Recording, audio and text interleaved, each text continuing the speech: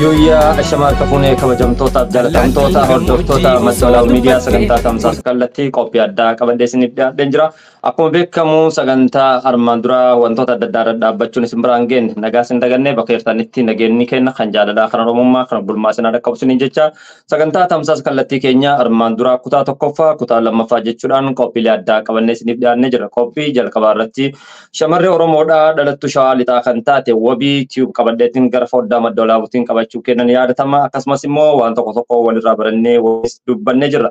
Haaluma kanaan immoo sagantaa kutaa lammaffaa irratti shamarree dhalattuu naannoo Arsii kan taate Beerut irratti kan argamtu urjii qabadhee isiniif dhiyaachuun kiyya waa yaadatamu armaan dura jechaadha. Sagantaalee kutaa tokkoffaa kutaa lammaffaa Wabii wajjin turtii dabarsin irratti waa hedduu akka irraa barattan abdiin qaba.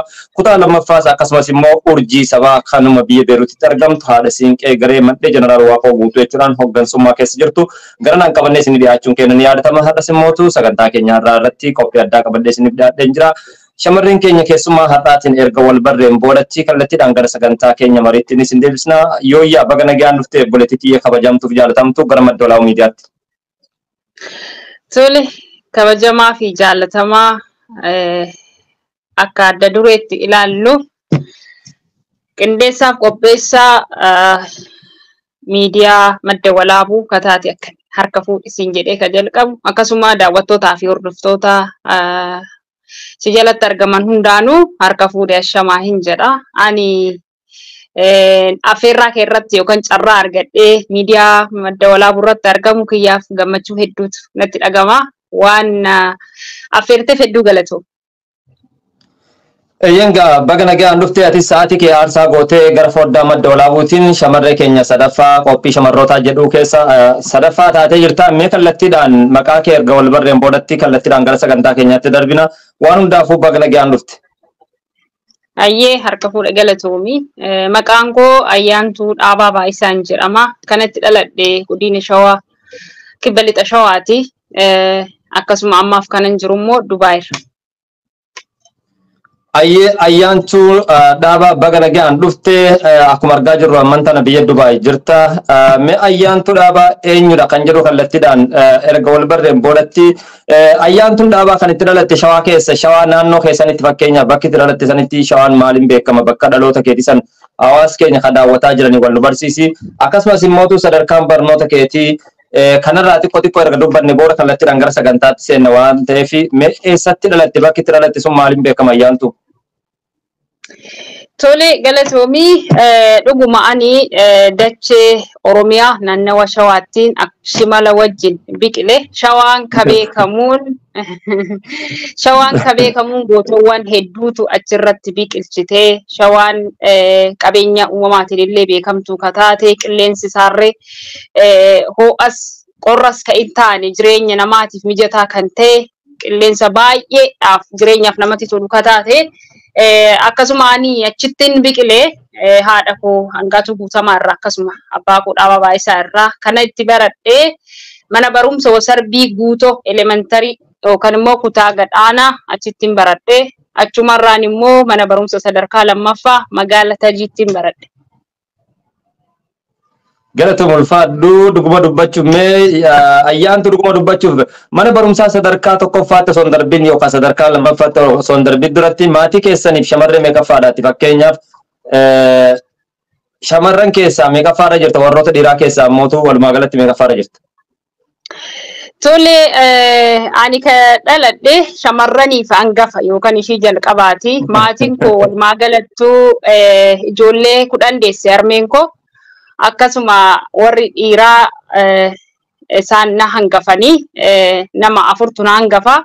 Sambooda ana sambooda dubartoonni dhalatanii isaan dura baay'ee kunuunsa hedduu keessatti kanan qabameedha. Sambooda shamarran akka koo duuba hedduutu dhufe waan ta'eef anis hinaaffadhaan guutamullee akkuma intala baadiyyaa takkaatti maatii koo wajjiniin odoo gara umurii olaanaatti odoon siqiniin dura maatiin kiyya wajjin jiraachaa ture. Akkasuma maatii qotee bulaa keessatti waan dhaladheef isaan gargaaraa nan haramallee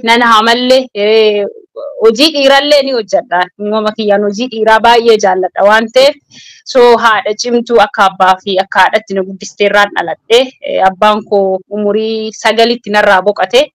harmeen koo baay'ee cimtuudha waan jedhe san hunda faarsuu natti hin ta'u. Maatii kan hundumaa walitti qabdee kan nu guddiste hojii manaas hojii alaas nu barsiisteeti waan ta'eef akkasittan dabarsee siin jedhamu ni gadaanatti. Galatoomii ayyaantu midhaan haamu dura qonna barbaachisa. Qonnoo qotta akkamii as biratti dhugaa dubbachuu biyya keenyatti sangaadhaan qotanii qonnoo dandeessaa mee naannoo keessanitti qonni naannoo Arsii kanatti keessaa naannoo Baalee kanatti haga 5 qotamaa jalqabbii jira lammaffaa sadaffaa akkasii qotama hanga sadarkaa 5 qotama akkuma naannoon garaagarummaa qabu gara Arsii kana olaanaatti ammoo lamas qotamu jira. Mee qonna osoo hin qotin dura haama akkamitti haamdee qonna qotuu dandeessaa asirratti? Akka aadaa hawaasa naannoo keenyaatti shamarti hin qottu yookaan immoo sangaan camaddu jedha. Amala koo keessaa garuu akkuma siin jedhe gahee dhiiraas taphachuu waan barbaaduuf kanneen akka wanjoo baadhee ijoollee dhiiraa warra nuuf hojjetan akkasuma obboleewwan kiyya wajjin nan deema waan ta'e koppu gochuu waanan jaalladhuuf yeroon isaanii bishaan geesse anillee nan deeffadha jechuudha. Horii sana yookaan immoo qotiyoo sana garuu naannawa keenyatti hin dhorkama shamarti sangaa hin camaddu jedhama. Golgaaloo kan jedhamutu jira yookaan qulqulleessa maasaa isaan wajjin nan oola. Gahee qotee bultootaa keessatti illee ammallee hirmaachaa jira ammallee hojii sanan hojjechaa jira gam dhuunfatiis. Galatoom ulfaadhu ayyaantu shamarran keessaa tokkoffaadha warroota maatii walumaa galatti immoo dhiirri afurii dursa walumaa galatti dhuguma dubbachuun maatiin kee ijoollee 10 qabaachuun hin teerta. Mee shamarran keessaa hangafa ta'uun kee wanti miidhe jira yookaan mootuu wanti fayyade jira?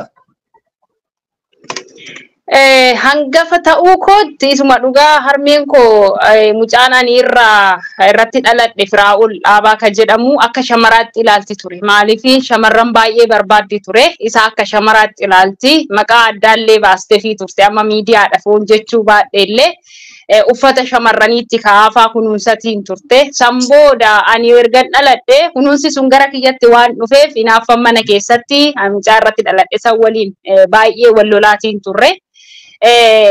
Mana keessatti dhugaa dubbachuudhaaf umuriidhaa kiyya oliin guddadhe dafe.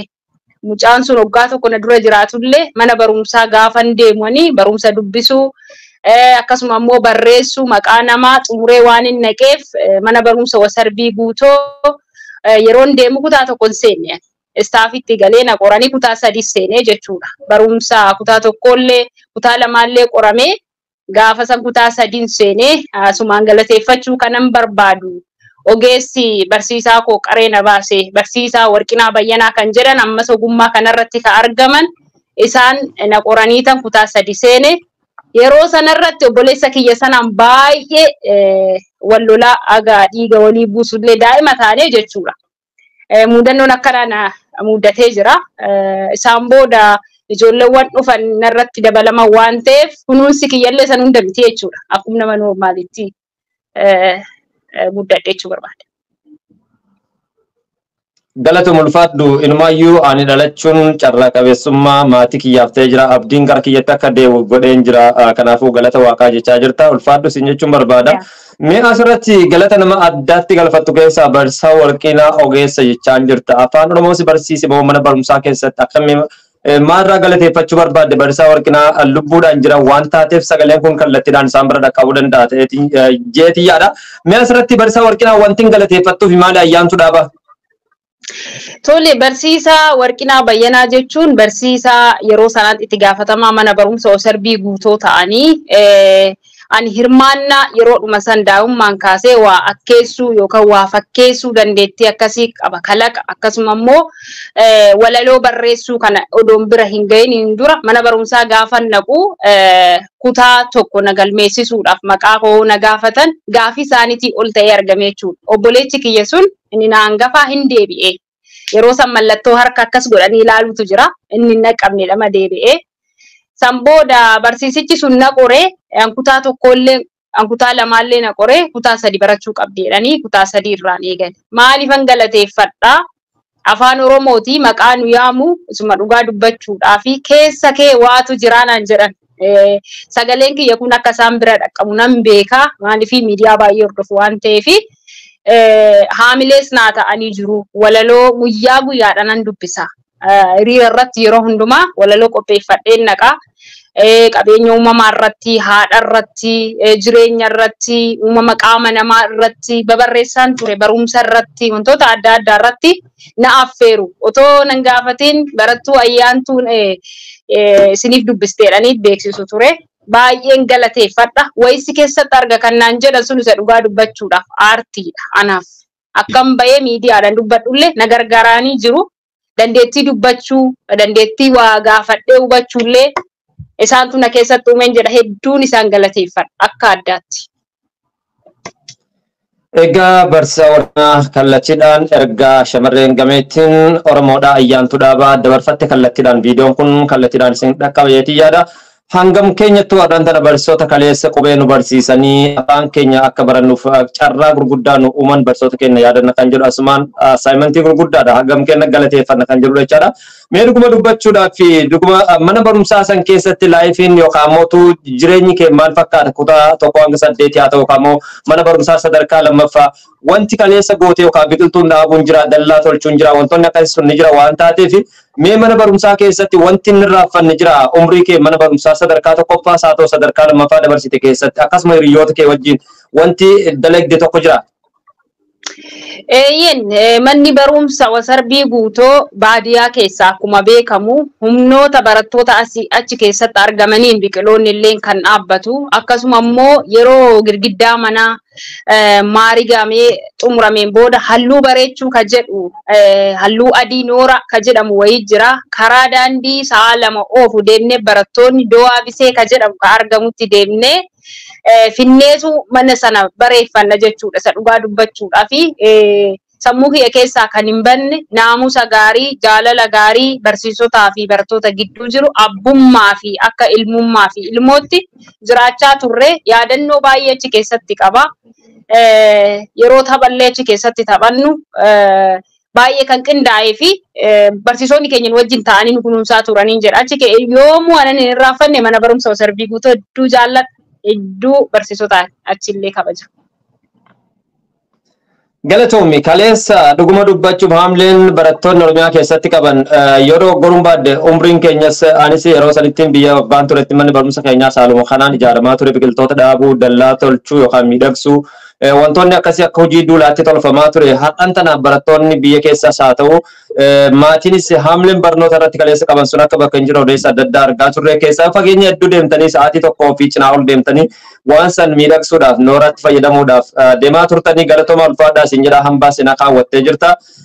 Meetarii carraa biqiltoota dhaabuutiin biqiltuun dhaabde tokko haadha yoo biyya galte ilaaluu dandeessu jira yoo muramuu baate wantoonni akka waddeessaa, birbirsaa, baargamoo akkasuma abaaboon adda addaa jira. Fakkeenyaaf mana barumsaa nuti barannetti wanti akkasii sun haga irratti illee mukni muramne ni jira. Mee carraa kana biqiltoonni kaleessa dhaabdan kaarra yaadachuu dandeessu yoo biyya galte jira. Gaafa biyya galte argitee jirta moo hin deemne bakka san.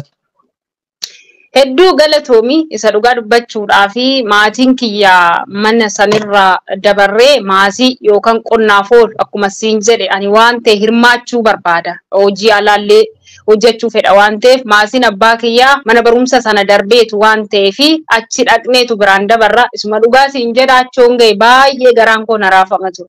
Baay'een jaaladha. Biqiloonni sunillee hin jiranii egan biyya hambaa kana dhufeeti achi deebi'ee dhaquu baadhullee deebi'ee na yaadadha. Waggaa 4 dura deemee beeka. Manichi sun akkuma jirutti odoo hin taane manneen jijjiiramanii jiru. Garuu baargamoon nuyi dhaabnes kanneen akka gaachira jiranii haala gaariidhaan ashaaraan keenya achi jira jechuudha.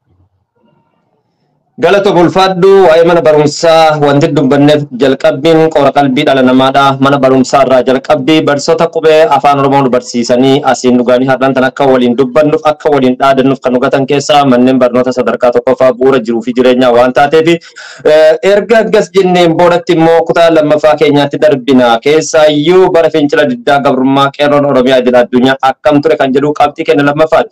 Gara sitti osoo hin darbiin duratti ayyaantu armaan dura biyya beerutti turte natti fakkaata. Foddama social media Facebook irratti wal baruu dandeenye anaaf sille social media waliin dhufide obboleettii tiyya turtii yeroo dheeraan booda wal agarree mootu gara madda olaanaa miidiyaatti dhufte mee baricha san sirriitti waan beekuuf keessattis qoodamnee wajjinis yaadota adda addaa wal bira qabne akka Oromoo fi Oromiyaa akka Oromoo fi Oromiyaatti wajjin haasachaa turre, wajjin dubbachaa turre, wajjin hirmaachaa turre. Mee bara fincila diddaa gabrummaa qeerroo Oromiyaa idil addunyaa akkam ture, akkamitti yaadatta of duuba deebiteetiin? Tole galatoomii suma dhugaa dubbachuudhaaf hireen walitti anaaf si har'a miidiyaa kanarratti baanee akka waliin dubbannullee nu taasise wixinee yeroo sana jirudha. Suma dhugaa dubbachuudhaaf waan guddaa maal jedhee akkan dubbadhu hin beeku. Yeroo sun anaa fi sii fi akkasuma hiriyoottan keenya kabiraallee fakkeenya guddaadha. Yeroo fincila diddaa gabrummaa sana anillee biyya baqaa biyya Libaanos magaalaa Beirut keessan ture. Jalqabaaf achi keessatti afaan Oromoo iyyuu namni dubbatu hin jiru. Waa'ee qabsootii miti. Barbaaddetu argatta. Isumaayyuu afaan Amaariffaa warra Habashaa kana haasofna malee namni afaan Oromoo dubbatu hin jiru. Isa dura odoo waa'ee qabsootiin seenin hin dura ijoollee Oromoo argachuu barbaaduun gahee koo ture. Dhuguma dubbachuudhaaf iddoo kosii itti gatanitti afaan Oromootiin barreessitan maqaa kiyyaa fi lakkoofsa koo. Ijoolleen Oromoo naannoo kana jirtan yoo jiraattan na dubbisaa kan jedhu naannoo sanatti hangataa ture. Akkuma carraa ta'ee ijoollee nama laman argadhe naannawa sanatti jechuudha. Ijoolleen afaan Oromoo dubbatanii fi ilmaan Oromoo ta'an. Gaafan isaan argadhu baay'ee tokko natti tole. Isuma dhugaa dubbachuudhaaf natti tole. Afaan Oromoo ijoollee keenya afaan Oromoo dubbachuudhaaf wal argachuu kiyya hedduu natti gammadee. Wal barreessan booda wal mari'achuutti jenne maaliin innis akka jiru nuti Oromoon akka jiru of beeki yookaan namni biraallee dhokatee goda keessa jira. Ijoolleen Habashootaa hin ba'u alaabaa jaraa kana uffatanii ba'u yeroo baay'eedha. Isaanuma qofa argina garuu Oromoon akkas keessa jiru. Akka mul'annu hin barbaade keessa kiyyatti ka dhufe jechuudha. Nama sadi taanee kaayyoon keenya maalinni irreecha hundeessuudha. Yeroo sanatti irreessa bahuudhaaf uffata aadaa nu barbaachisa. Uffata aadaa sana nama sadi taanee uffata aadaa sana uffannee nuti ijoolleen Oromoo jirra. Shamarran Oromoo jirra ka jedhu guruppii wayii hiine nu nama sadi qofa. San booda nan yaadadhaa Saawudii irraa nama lama arganne guruppii WhatsApp sanatti daballee ijoollee barbaaduutti jira. Gaafa barbaan nama 6 taaneetu irreecha jalqabaa Beerut keessatti jalqabne jechuudha nama 6. San booda ijoolleen hin babaayatanii hin baane gaafa diddaan fincilli diddaa gabrummaa biyya keessaa qaanqeen qabsiifamu sana nus gahee keenya achitti sagalee ta'uudhaan barattoonni keenya qotee bulaan maatiin biyyi hundi qabsoo irratti hirmaatee nu keessaa nafne dhiigni nu keessa jiru sun qaanqee sanaan qabsiifamee nulleen akka gahee keenya baanu isaan wajjin hirmaataa turre jechuudha. Sagalee ta'aa turre. Gam dandeenyuun hirmaachaa turre. Akkuma beekamu isinillee jajjabeessitanii gara miidiyaa garee reediyoo simbirtuu barii yaadatta jedhee yaadatin anarra yeroo sana utubaan sidha waan ta'eef galma sana argachuun inumaayyuu akka beekumsaanis waa'ee Oromummaa barru kan nu taasise qabsoo maali? Gabrummaan maali? Walabummaan bilisummaan maali ka jedhu akka nuti ijaan banannee arginuuf karra nu taatee jirta. Asumaan hedduu galatoomeedha galateeffachuun barbaada. Akka gaariidhaan hirmaannee jirra siin jira hedduu horii budi naa deeban. Galatoomi dhugaa dubbachuuf yeroo sagantaa san dubbattu miira keessan galutti hin jira dhugaa dubbachuuf maaliif Oromoon har'a wal qoqqoodee kallattii adda addaatiin mandaratti galee jira. Ayyaan kun kan itti dhalatti Shawaadhaan kan itti dhalatti Baalee akkasuma basara sana Iyyamoo Abdulqaadir yoo fudhatte har'a waa'ee qubeetii wal qabatanii hayyuu gabbanii dubbachaa jiran kana yeroo sanitti nama nu gorsaa turanii fi nama adda dureedhaan biyya Ameerikaa irraan wajjin hirmaachaa turan namoota hedduudha. Mee asumaanuu ayyaantu tiyya dhugaa dubbachuu fi yeroo sanitti keessaayyuu biyya Arabaa keessa turtanii bakki bishaanii ammoo bakki dhaqanii irreecha geggeeffatan waan hin jirreef kiloomeetira hedduu qaxxaamurtanii taaksii kabaluu wantoota akkasiisantu ture. Kanaan wal qabatee mee harcaatiin hin jiru yeroo sanitti mee akkamitti tokkomuu dandeettan kan akka badhaatu roobii faati simbira turte natti fakkaata. Akkasuma immoo mucayyoota akka maqaa ishee amman tanatti yaadachuu hin dandeenye walisoo ijoollee walisooti natti fakkaata. Mucayyoo sunis naannoo walisooti natti fakkaata waliin turtanii. Mee akkamitti wanni sun isinii qindaa'e uffannaanuu yeroo jalqabaa kan mul'ate uffata irreechaa akka addunyaatitti illee jechuu baaddu yeroo jalqabaa kan argine isinii suuraan sunniin na bira jira amman tanatti of biraallee qabaachuu baaddu carraa sana akkamitti argattan uffata qindeeffachuu irratti wantoota akkasii irratti akka nama community dhuunfaatiin deeggaramtanii wayii fakkaata maal ture iccitiin isaa milkaa'ina keessaniif? Tole jalqaba irratti akkuma siin jedhe barbaacha dhoobuu ijoollee Oromooti irratti ture'anii achi keessatti naannoo sun Beeruuti Saada jedhama yoo dagachuu baadhe Saada waan jedhamu wayiiti naannawwasaa. San booda ani mana madaamiiti waan ta'eef manni madaamii yeroo jirrutti immoo firiidamiin hin jiru gadi baatee irreechi waan jedhamu hin jiru. Sababa kanaati jedhee ba'ee jechuudhaani. Yeroon ba'u kana ijoolluma Habashaa biratti hin ba'e. Ijoollee Habashaa biratti yoon ba'u kaayyoon isaan qaban, kaayyoon afaan keenyatiif isaan jibbiinsi isaan qaban guddaa waan ta'eef baay'ee isaan bira taa'ee xiiqeffachaan ture. Isa dhugaa dubbachuudhaaf jechuudha. Alaabaadhuma isaanii yeroo nurratti faarsan garuu Oromoo waan jedhu waan yeruma keessa isaanii jechuudha. Ijoollumtoomaa hin beekne waa'ee Oromoo jedhan jibbiinsa guddaan keessa waan isaanii waan jiruuf hinaaffannamummaa na qabe jechuudhaan as gaafsan. Yeroo sanatti namoota of cinaadhaa dhabuyyuu Facebook gama Facebook kanaan kanneen akka Ayyaantuu Gabbisaa akkasuma Feenet Tulluu ijoolleen jiran kan biraa Siifan Baqqalaa Daraartuu Baqqalaa Milkeessaa Baqqalaa ijoolleen kun sadan obboleewwanii achuma argadhee walitti qabadhee gama qindeessa uffata aadaa fidachuudhaa fi irreessa deemutitti kaanee baasii qabannee gaafa deemnu Habashoonni nurratti qindoomanii haga iddoo nuu kennuu didanitti jechuudha. Iddoo deemnee itti irreeffannu. Eeyyama nu dhoowwatan hin baasin achi keessallee eeyyama nu dhoowwatee ture. Akkasuma ijoollee kanneen akka sirriitti beeka. Kanneen akka Maartaa Taayee Mcoo jedhamtu illee jirti. Ishiillee qabanii haga hidhuutti gaanii. San booda gaafa irreeffachuudhaaf iddoo malkaa sana deemnu dhugaa dubbachuudhaaf aadaadhuma saba keenyaa sana mul'isuudhaaf Musliima jira, Ortodoksii jira, Pirootestaantii jira, Waaqeffataa jira. Namoota naannoo adda addaa walitti yaaneetu tokkummaadhaan xiiqii sanaan irreeffachuudhaaf deemne baasii naannoo baasii shammoo waan akkasiitiin deemne achitti lolli nutti ka'ee ture. Akkasuma ijoolleen lama sadi waan akkasii walitti mari'atanii nurratti nama dabalatanii dhufanii yeroo sanatti ijoolleen keenya immoo baay'ee waan hin taane keessa aarii keessa galanii miidhaa ijoollee sanirraan illee ga'anii turanii.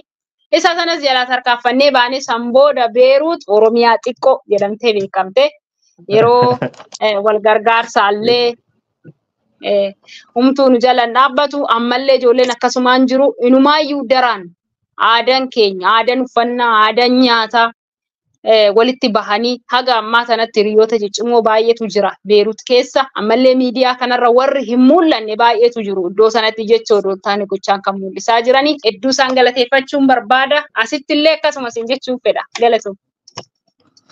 Galatoomii waa hedduu duuba deebitee nu yaadachiistee jirta keessaayyuu dhamaatii irreecha bara saniitiif tokkummaa bara xiiqii keessaayyuu irreecha yeroo jalqabaa akka addunyaatti kabajame keessaa Beeruut isiniin qooda fudhattee jirti. Fageenya hedduu qaxxaamurtan lafa bu'aa bayii adda addaa qabu gaarreenii fi naannoo gammoojjii fakkaata viidiyoo sana ilaalaan ture yeroo sanitti jechaadha ati wayaa adii kaawwattee odaa asirra ture. Shurrubbaa gadhiistanii shamarran hedduu jechaadha.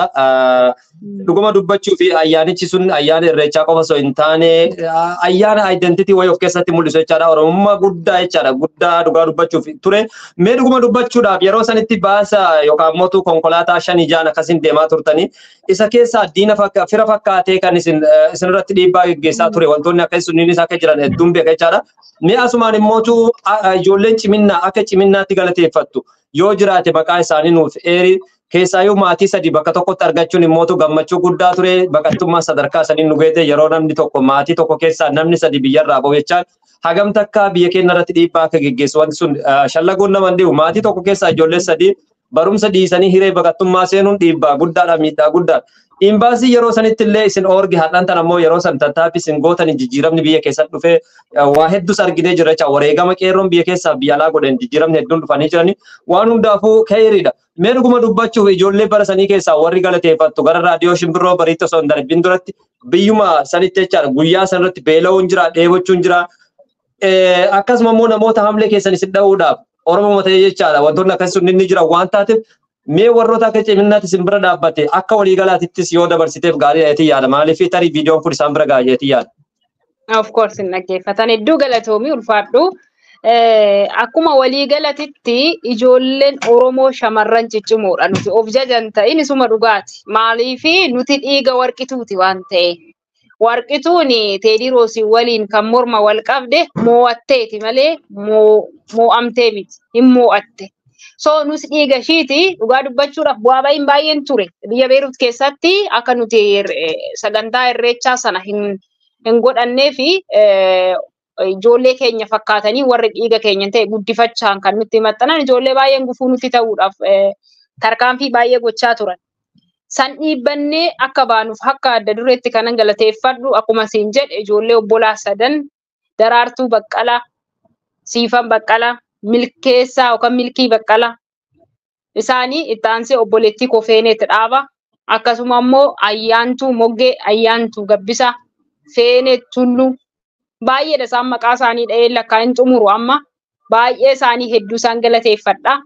Har'allee ijoolleen baay'een achi keessatti aadaa isaaniif saba isaaniitiif kan mataadhaan gadi hin jenne kan diinatti harka hin kennine bakka jiranitti of ta'anii kan jiran hedduu jira onnee koo keessa jirtuun jedhaan. Galatoom ulfaadhu dhugaa dubbachuuf Ayyaantuu Dhaabaa yeroo waan kana dubbadhu miira Oromummaa kaleessaa sayyaadachaa waggaa dubbannu jaalala kaleessaa waggaa dubbannu baay'ee namatti dhaga'ama. Har'a immoo Oromoon bakka san hin jiru ni beekna. Mee waan hundaafuu Ayyaantuu namoota kanneen akkamitti yaadatamee kallattiidhaan viidiyoo sitti mul'isaa maqaa isaanis nuuf eerta. Beessa kanaan booda immoo walitti hin deebinaa turtii gaarii isiniin jedha warroonni daawwachaa jirtan hundi keessanuu warroonni mana teessanii sagantaa kana hordofaa jirtan sagantaa qophii addaati qophii addaa kana immoo kan qopheessee isin biraan gahaa jiru falmataa roorootii walitti deebina.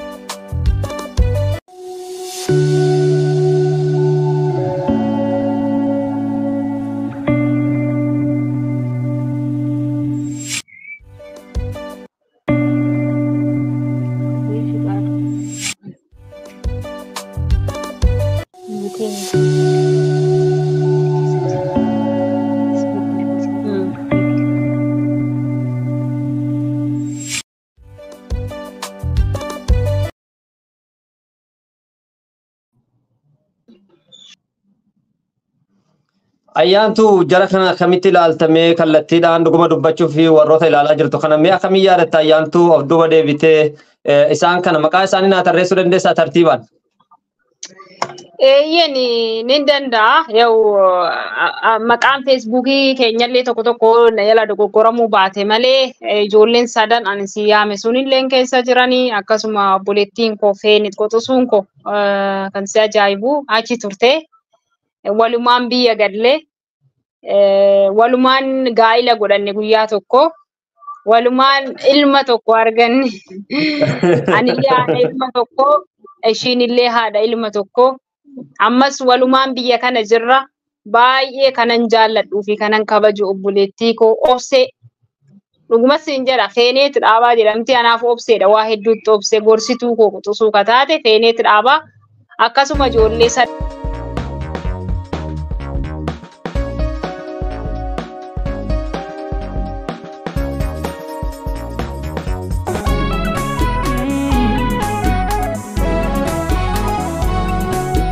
kan turgootee bootaraa guutuu farda hin yoomee tahee kadhatu jiruu dadhabee hanqatee jiraachuu maatii facaasee alatti baqachuuf karaa nu beeynee akka yaada ta'u dhumee galaansaa dhabee waan nyaatu karaa nu beeynee akka yaada ta'u dhumee galaansaa dhabee waan nyaatu.